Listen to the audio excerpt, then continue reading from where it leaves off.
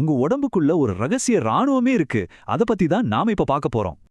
சரி, நம்ம உடம்போட ஆர்மி பேஸ் எங்க இருக்குன்னு என்னைக்காவது யோசிச்சிருக்கீங்களா? நிறைய பேர் நினைக்கிற மாதிரி நெஞ்சில இல்ல, நம்ம குடல்ல தான் இருக்கு. ஆச்சரியமா இருக்குல்ல. நம்மளோட 70% இம்யூன் செல்ஸ் நம்ம குடல்ல தான் இருக்கு. ஆனா இவ்ளோ பவர்ஃபுல்லான இந்த ஆர்மிக்கு நாம என்ன பண்றோம் தெரியுமா? நம்ம சாப்பிடுற ஜங்க் ஃபுட்டும் சர்க்கரையும் நம்மளோட சொந்த ஆர்மியையே தாக்குது. இதனால தான் நமக்கு அடிக்கடி சளி காய்ச்சல்னு வந்துட்டே இருக்கு. ஆனா கவலைப்படாதீங்க, நம்ம ஆர்மிய மறுபடியும் ஸ்ட்ராங் ஆக்க முடியும். அதுக்கு ஒரு சிம்பிளான 2 ஸ்டெப் பிளான் இருக்கு. புது சோல்ஜர்ஸை சேருங்க, அவங்களுக்கு சப்ளை பண்ணுங்க. அந்த 2 விஷயம் தான் ப்ரோபயோட்டிக்ஸ், ப்ரீபயோட்டிக்ஸ்.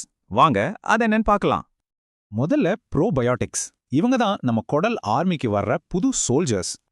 தயிர், மோர் மாதிரி சிம்பிளான உணவுகள் மூலமாவே இந்த புது சோல்ஜர்ஸ சேர்க்கலாம்.